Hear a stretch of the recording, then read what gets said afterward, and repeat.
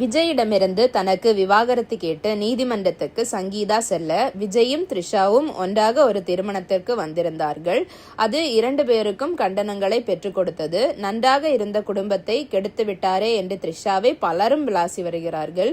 இந்நிலையில் பிரபல பின்னணி பாடகியும் தொடர்ந்து சர்ச்சையாக பேசி வருபவருமான சுசித்ரா பேசியிருக்கும் விஷயம் ஒன்று பரபரப்பை ஏற்படுத்தியிருக்கிறது. விஜயை காதலித்து திருமணம் செய்து கொண்ட சங்கீதா அவர் மீது அடுக்கடுக்கான குற்றச்சாட்டுகளை முன்வைத்து விவாகரத்து கோரி நீதிமன்றத்திற்கு சென்றிருக்கிறார்.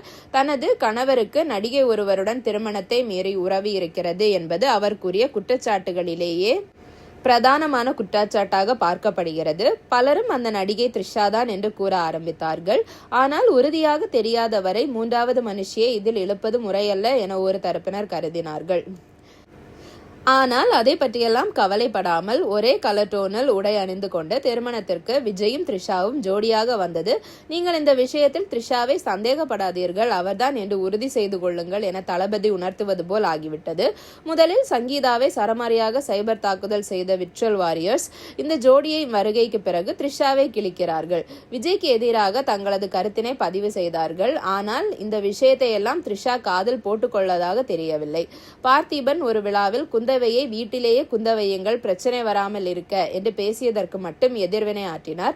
மற்றபடி அனைவருக்கும் அவர் பதில் சொல்வதற்கு தயாராக இல்லை. வழக்கம்போல் தனது ஃபன்னான ஆக்டிவிட்டிஸ் உள்ளிட்டவை குறித்து இன்ஸ்டாகிராமில் போஸ்ட் மேல் போஸ்ட் போட்டுக்கொண்டே வருகிறார்.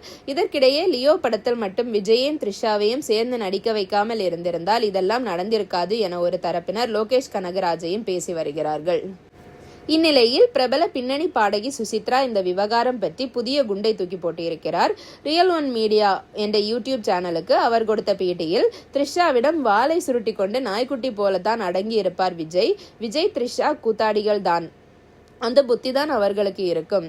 எப்படியோ த்ரிஷா மீண்டும் விஜய் வாழ்க்கைக்குள் வந்துவிட்டார். இது அவரது பவரைத்தான் காண்பிக்கிறது. த்ரிஷாவும் விஜயும் 6 மாதங்கள் ஜல்சா செய்வதற்கு லோகேஷ் கனகராஜ் தான் விளக்கு பிடித்தார்.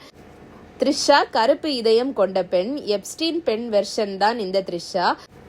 அவர் மிகப்பெரிய சீக்ரெட் சொசைட்டி வைத்திருக்கிறார். நிறைய காம பார்ட்டிகள் நடத்துவார். யாராலும் அவரை கண்ட்ரோல் செய்ய முடியாது. கண்ட்ரோலில் இருப்பது மாதிரி நடிப்பார். த்ரிஷாவின் கெரியர் காலி ஆகிவிட்டது, கருவாடு மாதிரி ஆகிவிட்டார். விஜய்க்கு எப்போதுமே சுயபுத்தி கிடையாது, அவரே ஒரு அரக்கன் தான் என்றார். இதை பத்தி உங்க கருத்து என்ன அப்படிங்கறத கமெண்ட் செக்ஷன்ல சொல்லுங்க. நன்றி.